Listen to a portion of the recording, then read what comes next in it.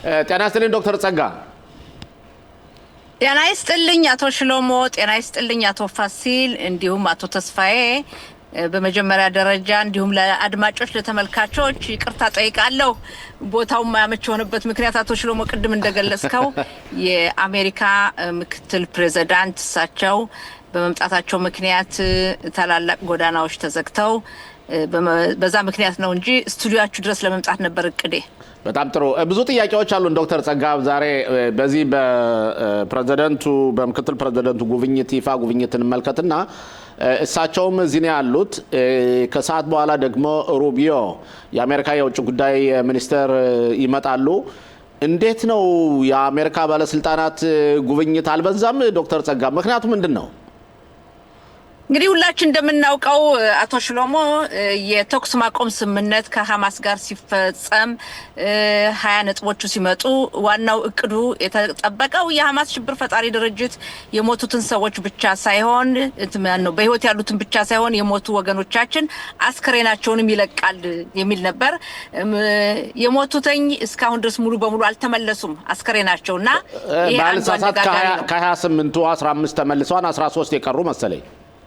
አዎ፣ ስለዚህ በስምምነቱ መሰረት ወዲያው መመለስ ነበር። የሐማስ ሽብር ፈጣሪ ድርጅት እድሜውን ለማራዘም የተለያዩ መንገዶችን እየፈለገ ጉዳዩን ማጓተት ነው የሚፈልገውና በዚህ ምክንያት ነው የመጓተቱ ሁኔታ ያለ። ስለዚህ እስራኤል ደግሞ እንዳያችሁት ከጥቂት ቀናት በፊት የሐማስ ሽብር ፈጣሪ ድርጅት 2 ወታደሮቻችን ገደለ። ከዛ ደግሞ እስራኤልም ደግሞ ተመለሰች ወደ ጦርነቱ። ወዲያውኑ የአሜሪካ መንግስት የደከምንበት የሰላም ሁኔታ እንዲቀጥል ነው የምንፈልግና ማቆም አለባችሁ፣ መውጣት አለባችሁ በማለት ከዛ ለመውጣት ተችሏል። በአጠቃላይ የአሜሪካ ከፍተኛ ባለስልጣናት በብዛት ወደዚህ የሚመጡትኝ ትልቁ ምክንያት ስምምነቱ በተግባር እንዲውል ነው።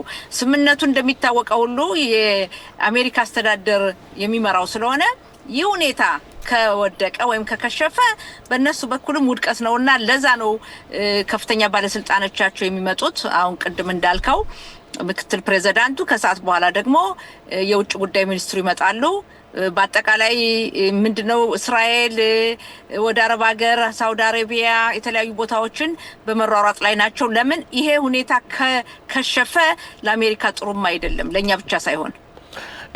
በአሜሪካና በእስራኤል ያሉት ልዩነቶች ምንድናቸው ዶክተር ጸጋ? አንቺ እስከተረዳሽው ድረስ በእርግጠኝነት የጥምሩ መንግስት አባልም ነሽ እና በመካከላቸው ልዩነት ያለ መስሎ ይታያል።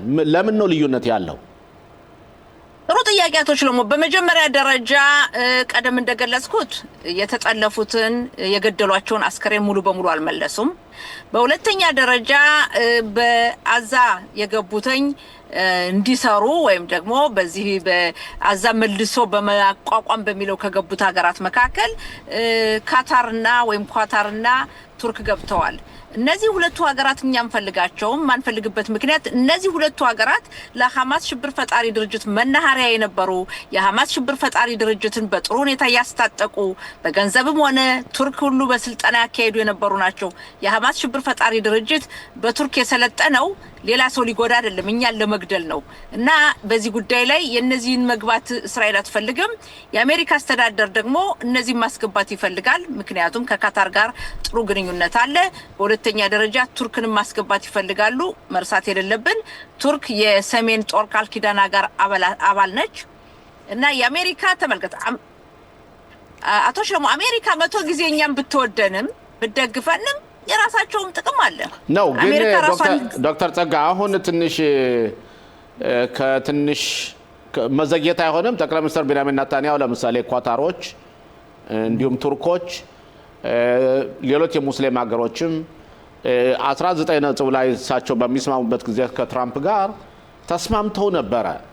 ምናልባት ያኔ ወይ አይሆንም ማለት ሲገባ አሁን እንደገና አይሆንም ማለታቸው ይሄ አንዱ ከአሜሪካ መንግስት ጋር ማለትም መፎካከርን አያመጣም። ሁለተኛው ደግሞ አሁንም ቢሆን የአሜሪካ መንግስት አቋም እኔም ማውቀው ነው በግልጽነት የፍልስጤም ርዕሰ አስተዳደር እንዲገቡና ከሐማስ የጦር መሳሪያውን ከፈታ በኋላ እንዲያስተዳድሩ የሚለውን አቋም እነሱ የያዙ ናቸው። የኛ ጠቅላይ ሚኒስትር ደግሞ እንደማይፈልጉ ተናግረዋል። ለምሳሌ ያስቀመጧቸው 3 ነገሮች ናቸው። ቱርክን አንፈልግም፣ የፍልስጤም ርዕሰ አስተዳደር መጥቶ እንዲገቡ አንፈልግም ነው ጠቅላይ ሚኒስትራችን እና በዚህ ላይም አለመግባባት እንዳለ እየታየ ነው። ትላንትና ለምሳሌ ምክትል ፕሬዚደንቱ በሚጠየቁበት ጊዜ ለዚህ አይ እኛ የጠቅላይ ሚኒስትር ናታንያሁን አቋም እንቀበላለን አሉ ነው። ግን አንድ ነገር መዘንጋት የሌለብህ አለ። አንተ ያልከው ትክክል ነህ። በእኛ በኩል ያለው አቋም አይተህ ከሆነ አሁን ብዙ የአረብ ሀገራት በዚህ ጉዳይ ተስማምተዋል። ማለትም በአዛ ለመግባት የሚለው ሩጠው የገቡት ግን እነዚህ 2 ሀገሮች ናቸው። ሁለቱ ሀገራት ደግሞ በእኛ በኩል ምክንያት አለን የምንጠራጠርበት ከአሁን በፊት ለሐማስ ሽብር ፈጣሪ ድርጅት መናኸሪያ የነበሩ የሚያሰለጥኑ አሁንም ናቸው። ዶክተር ጸጋ አሁንም መናኸሪያ ናቸው። ማለትም የሐማስ መሪዎች ግማሾች ቱርክ ግማሾች ኳታር ነው ያሉ። በትክክል። ስለዚህ እኮ ነው እዛ መኖራቸው ብቻ ሳይሆን አሁንም ቢሆን በተለይ የቱርኩ ፕሬዝዳንት ካታሮች እንኳን ምንድነው ባፋቸው አይናገሩም፣ ብዙ በተግባር ነው ጉዳት የሚያደርሱት። የቱርኩ ፕሬዝዳንት አሁን የሚናገሩት ምንድነው በተደጋጋሚ ጠቅላይ ሚኒስትር ናታንያሁን በመውቀስ ለፍልስጤም በማድላት እንዲህ አይነት አቋሙ የለየለትን ሰው ማስገባት አትችልም። ሌሎች አረብ ሀገራት ሩጠው አልመጡም። እስራኤል ደግሞ የምትለው ምን ሌሎች የአረብ ሀገራት መግባት አለባቸው፣ የፍልስጤም ደግሞ ባለሙያዎቹ መግባት አለባቸው እንጂ አቶ ሽሎሞ ተመልከት፣ ድርድር ስታካሄድ አንተ የምትፈልገው አለ፣ ሌላው አካል የሚፈልገው አለ እና ሙሉ በሙሉ ያንተን አይቀበሉም፣ ሙሉ በሙሉ እነዛን አትቀበልም። መካከል ላይ መድረስ አለብህ። ግን ዶክተር ድርድር ይገባኛል። ከዚህ ላይ ዶክተር ጸጋ በእውነት ከመጀመሪያው ጊዜ ጀምሮ የእናንተ መንግስት ስህተት ሊሆን አይችልም። ምክንያቱም ግብጽ ለምሳሌ እና እስራኤል የሰላም ግንኙነት አለን። ከዛ ደግሞ ሁለቱ ሀገሮች ደግሞ የሽብርተኝነትን ተዋጊዎች ናቸው። እንደምታስታውሽው ለምሳሌ ከአልሲሲ በፊት ሙርሲ የሚባለው የብራዘርሁድስ ወይም የሐማስ እና የነ ቱርክ መንግስት አይነት ደጋፊ ነበሩ። ስለዚህ የሁለቱ ሀገሮች የጋራ ምክንያት አለንና ለምን ነው እስራኤል ጫና አድርጋ የግብጽ መንግስት ወደ አዛ እንዲገባ ለማድረጋቸው? እንደዚሁም ዮርዳኖስን ሁለቱ ሀገሮች ቢገቡ አይሻሉንም ነበር ከመጀመሪያው ጊዜ ጀምሮ? ሀሳብህ ጥሩ ነው። ነገር ግን ተመልከት፣ ግብጽ ከጥንትም ጀምሮ ጋዛን የለቀቀች አልፈልግም ብላ የቀረች ናት። ድሮ ጀምሮ አሁን ብቻ አይደለም። ለምንድነው ፍልስጤምን ህዝብ አረቦች አይወዷቸውም። ስለዚህ የግብፁ መንግስት ይሄንን ጉዳይ ጠለቅ ብሎ መግባትም አይፈልግም። በአሸማጋይነት ያገለግላል። ታላቁ የአረብ ሀገር ግብጽ ናት። በዚህ ጉዳይ ያለችበት የአረብ ሊግ ዋና መሪው እሷ ናት። በእንዲህ እንጂ በጠለቅ ብለው መግባትና ኃላፊነት መውሰድ አይፈልጉም። ታስታውስ እንዱ በጦርነቱ ጊዜ ጋዛና አዛና ግብጽ እንትን አላቸው፣ ድንበር አላቸው። በዛ በኩል እንዳይገቡ ነው የዘጋቻቸው ግብጽ እና ግብጽ ሙሉ በሙሉ በዚህ በፖለቲካው ትጫወት እንጂ ሙሉ በሙሉ አስተዳደርነቱን መቀበል አትፈልግም። ዮርዳኖስን በተመሳሳይ ሁኔታ 80 እጅ ዮርዳኖስ ፍልስጤም ነው። አዮ ስለዚህ እነዚህን ተጨማሪ የመውሰዱን ፍላጎቱም የላቸውም፣ አቅሙም የላቸውም። በገንዘብ በኩል ስትሄድም ፍላጎቱም የላቸውም። ለምን እነሱ የሚፈልጉት ለራሳቸው እነዚህን በፖለቲካ ነው እንጂ በመርዳት በኩል በክልላቸው እንዲገቡ ወይም እነሱ ሄደው እንዲገቡ እንዲያስተዳድሩ ፍላጎት የላቸውም። ፍላጎታቸው በእነሱ በኩል ያለው ምንድነው? እኛ ሀገራት ለነ ፍልስጤሞቹ እርስ በርሳቸው ይስተዳደሩ ነው። በተለይ በዮርዳኖስ በኩል ይሄ ያሰጋታል። ዮርዳኖስን 80% ዮርዳኖስ ህዝብ ፍልስጤም ነው። ስለዚህ ይሄን ስትጨምርባቸው ለነሱ ከባድ ነው፣ ቀላል አይደለም እና እያንዳንዱ ሀገር ምንም በፖለቲካው ቢጫወትም መጀመሪያ የሚፈልገው የራሱን ጥቅም ነው። አቶ ሽሎሞ አንዘንጋ። ኦኬ ዶክተር ጸጋ ወደ አሁን ይህን ተውና ወደ አገር ውስጥ ፖለቲካ እንመለስና ያው የክነሴት ስራችሁን ጀምራችኋል ከረጅም ጊዜ ረፍት በኋላ። የመክፈቻ ፕሮግራሙን በሰኞው ዕለት ተካሂዶ ነበረ እና በትላንትናው ዕለት አንዳንድ ህጎች መንግስት የማይፈልገው ተቃዋሚዎችና የጥምሩ መንግስት አባላት የሆኑትም ያስተላልፏቸው ህጎች አሉ። ለምሳሌ ይሁዳና ሰማሪያ በእስራኤል ህግ መንግስት ቁጥጥር መሆን አለባት የሚለውን ጠቅላይ ሚኒስትሩ አይሆንም እያሉ፣ አንቺም ተቃዋሚ ነበርሽ፣ ግን ህጉ አልፏል። የአሜሪካን መንግስትም አስቆጥቷል። እንዴት ነው ይሄ ሁኔታ? በመጀመሪያ ደረጃ ተመልከት፣ እስራኤል የያዘቻቸው መሬቶች መልቀቅ የለባትም። እስራኤል አንዱ ዓላማዋ መንደሮችን ማስፋፋት ነው። በሌላ በኩል በምታይበት ሰዓት አሁን ያለንበት ወቅት አለ። አሁን ቀደም የተነጋገርነው የድርድሩ ሁኔታ አለ፣ የሰላሙ ሁኔታ አለ። በሌላ በኩል ደግሞ ስታየው በአሁኑ ሰዓት በእርግጥ አንዳንድ ቦታዎች አሉ እንደ ማሊያ ዱሚም ከተማዎች የሆኑ ቦታዎች እነዚህን በእስራኤል ክልል መያዝ አለብህ። ያ ካልሆነ ለወደፊቱ አደጋለሁ። ነገር ግን ለሁሉም ጊዜ አለው ብሏል ጥበበኛው ሰለሞን። ጊዜም መጠበቅ አለብህ። ኦኬ፣ ለዚህ ነው ሊኩድ አልደገፍንም። በዚህ ትላንትና ድምጽ አልሰጠንም። ኦኬ፣ አቶ ተስፋዬ ከኢየሩሳሌም ጥያቄ ለዶክተር ጸጋ አለ። ጤና ይስጥልኝ ዶክተር ጸጋ በድጋሚ ጤና ይስጥልኝ አቶ ተስፋዬ። የኔ ጥያቄ እንግዲህ በጠቅላይ ሚኒስትር ቢንያሚን ኔታንያሁን የፍርድ ጉዳይ በተመለከተ ነው። እንግዲህ ብዛት ያላቸው ሚኒስትሮች እንደውም የጠቅላይ ሚኒስትር ቢንያሚን ባለቤት ሳራ ኔታንያሁን ጨምሮ ለፕሬዝዳንቱ ያቀረቡት ደብዳቤ አለ። እንግዲህ ይቅር የሚል ደብዳቤ፣ የይቅርታ ደብዳቤ። ይህ ማለት ምንድን ነው? ጠቅላይ ሚኒስትር ቢንያሚን ኔታንያሁ በጥፋታቸው አምነው ነው ወይስ ያለ ጥፋት ካለማመንም ይሄን ነገር ማድረግ ይቻላሉ? የፕሬዝዳንቱ ይቅር ማለት እንደዚህ ጥፋታቸውን አምነው አልቀረቡም እስካሁን ድረስ ጠቅላይ ሚኒስትር ቢንያሚን ኔታንያሁ። በመጀመሪያ ደረጃ በጠቅላይ ሚኒስትሩ ላይ የተከፈተው ይህ የፍርድ ችሎት መሆን አልነበረበትም። እሳቸውን ከስልጣን ለማውረድ የተወሰደ የፖለቲካ ጨዋታ ነው። በምርጫ ማሸነፍ ስለማይችሉ በፍርድ ቤት እሳቸውን ለማውረድ የተፈጸመ ነው።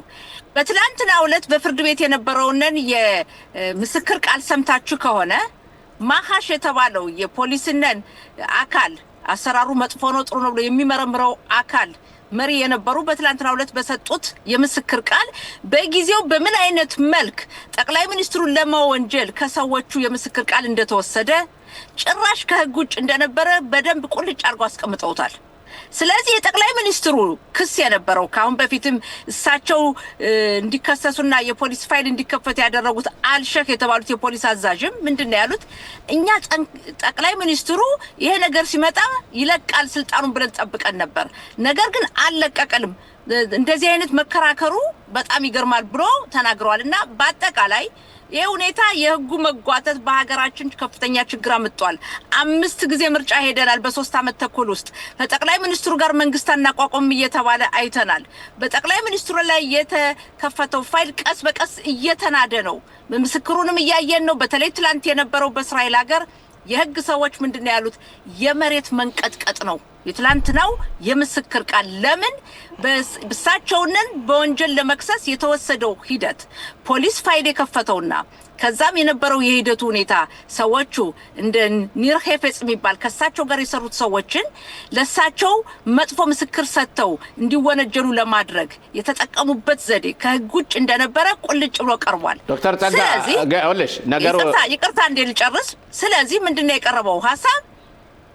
ይሄ ነገር ገና ብዙ አመት ይጓተታል፣ መጨረሻ ፋይዳ የለውም፣ በነፃ ነው የሚወጡት ጠቅላይ ሚኒስትሩ። ስለዚህ መሆን ያለበተኝ ከወዲሁ አሁን ፕሬዝዳንቱ ምረት ብለው ስተቱን መዝጋት አለባቸው። ካልተዘጋ ይሄ ነገር አሁን ጠቅላይ ሚኒስትሩ በትላንትናው ዕለት የነበረው በሳቸው ላይ የነበረው የተሰጠው የተካሄደው የፍርድ ችሎት የፖሊስ ምርመራው ያ መጥፎ መሆኑ ማለት የነበረው ቁልጭ ብሎ መቅረቡ በሀገራችን ፖለቲካ ለወደፊቱ የሚያሳዝን ነው።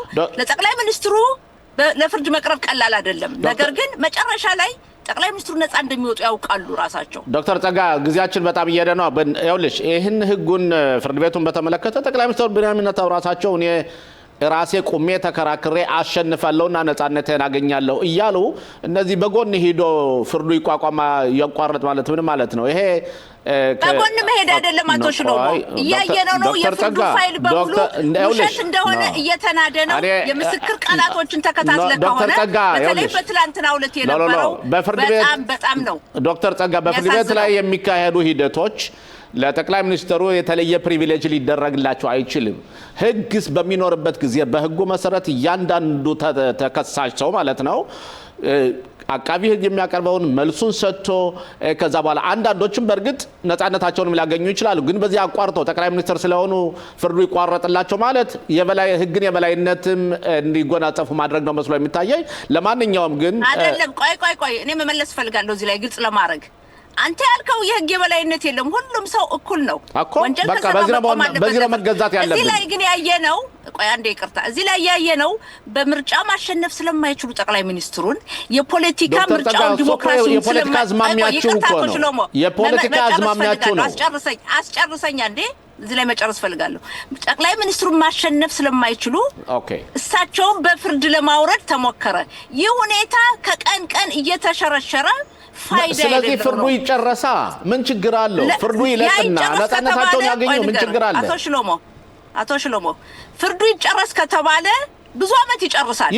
የሚፈልገው ያህል ኖ እንደዛ አይደለም። እንዲያውም ልንገርህ፣ አሁን የቀረበው ሀሳብ ልንገርህ፣ በሳቸው ላይ ፋይል እንዲከፈቱ ያደረጉትኝ ፋይል ፖሊስ ይመርመሩና ለፍርድ ይቀርቡ እየተባለ ነው። እንደገና ይሄ ሁለተኛ የፖለቲካ እይታ ነው። ዶክተር አንቺ ከፖለቲካ እይታ ነፃ አይደለሽም። ዶክተር ጸጋ አንቺ ከፖለቲካ እይታ ነፃ አይደለሽም። አስጨርሰኝ። ለምን መሰለህ አናዳምጥ፣ አንተ በደንብ ታውቀዋለህ። የጠቅላይ ሚኒስትሩ ሁኔታ ከ2019 ዓመተ ምህረት አንስቶ ያየነው በስልጣናቸው በምርጫ ማሸነፍ የማይችሉት በፍርድ ቤት ለማውረድ ነው። ያ መሆኑን የፖሊስ አዛዡ አልሸፍ ተናግረዋል። የምስክር ቃሉን እያየን ነው። በትላንትናው ዕለት የነበረው ራሱ ልንገርህ ፋይል የከፈቱባቸውን የፖሊስ አካላት መርማሪዎችና አቃቢ ህጎች ለፍርድ መቅረብ አለባቸው። ያ ነው ትልቁ ነገር። ይሄ ሁኔታ ይቀጥል ከተባለ ቆይ አንዴ ይቅርታ፣ ይሄ ነገር ይቀጥል ከተባለ ጠቅላይ ሚኒስትር ቢንያሚን ኔታንያሁ ዛሬ የ76 ዓመት ሰው ናቸው። ይሄ ሁኔታ 10 ዓመትም ሊቀጥል ይችላል። ገባ? ስለዚህ ወንጀሉ ሰርተው ከሆነ ምንም ችግር የለም። ሆነ ተብሎ ከስልጣን ለማውረድ ሴራ የተጠነሰሰ እሳቸውን ለመጉዳት ያደረጉትኝ አገሪቱን እየጎዳን ነው። ዶክተር ጸጋ በአንድ ነገር ሚኒስትር ተመልከቱ ያካሄደ በጎን ለፍርድ የሚቀርብ እሺ፣ ችግር የለም። በአንድ ነገር እንስማማ። ዶክተር ጸጋ አንቺ የጠቅላይ ሚኒስትር ቢንያሚን ኔታንያሁ የፓርቲ አባል ነሽ፣ ፖለቲካ እይታ አለሽ። መድሎ ማድረግ አንተም ተቃዋሚ ነህ። የጠቅላይ ሚኒስትሩ ተቃዋሚ የግራ ክንፍ ነህ። የእሳቸውን ነን መውደድ ወይ ስልጣን መውረድ የምትደግፍ ነህ። ዶክተር ጸጋ እንዴት መሰለሽ፣ እኔ የምለው በፍርድ ያሉ ነገሮች በፍርድ ይፈጸሙ ነው። ስለዚህ ላይ ህግ የበላይነት የሁሉም እኩል ነው። አቶ ሽሎሞ አንተ ያልሰረከውን ሽሎሞ ሰርቋል ብለው ፋይል ቢከፍቱብህ ለፍርድ ቢያቀርቡ ያን ነፃ ለማድረግ ጊዜ ታቃጥራለህ፣ ገንዘብ ታወጣለህ፣ በጣም ትጎዳለህ፣ ትሰቃያለህ። መጨረሻ ግን ነፃ ትወጣለህ። ያ እንዳይሆን ደግሞ መከራከር አለብህ። ጠቅላይ ሚኒስትሩ ጥፋት ካላቸው ምንም ችግር የለም። ዶክተር ጸጋ ነገር ግን ከስልጣን ለማውረድ የተወሰደ የግራ ክንፎች አልሆንላችሁ ሲል በፍርድ ሰውን ለማውረድ ነው። እሺ ዶክተር ጸጋ ነገሩ በጣም ግልጽ ነው። በጣም እናመሰግናለን። በእርግጠኝነት ደግመን ደጋግመን ገና የምንወያይበት አጀንዳ ይሆናል። የፍርድ ቤቱ ጉዳይ በዛሬ የሚያልቅ ነገር አይደለም። ሌላ ጊዜም በእርግጥ እንደ ሁኔታው እያየ ነገሩን እናየዋለን። ለጊዜው መልካም ቆይታ ይሁንልሽ።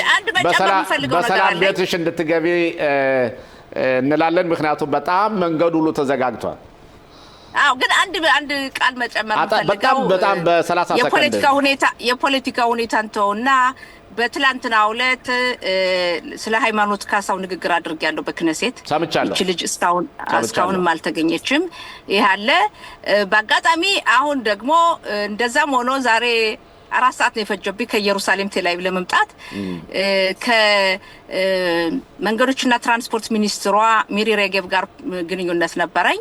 ይሄው ምንድነው ተቋርጦ የነበረው የመንጃ ፈቃድ ለማውጣት ወገኖቻችን በቃል እንዲፈተኑ የሚለው ያን መልሰናልና በዛሬው ቀን ለፈተና የቀረቡት ሙሉ በሙሉ ሁሉም ፈተናውን አልፈውታልና ቦታው ተገኝቼ ስላየው በጣም ደስ ብሎኛል። ብዙዎቹ በእድሜ የገፉ ናቸው፣ አብዛኛዎቹ እናቶች ናቸው። በጣም ጥሩ ነው። ጸጋ አንቺ የምታደርጋቸውን ስራዎች በሙሉ በተለያዩ አጋጣሚዎችም እንናገራለን። ስለዚህ እናመሰግናለን።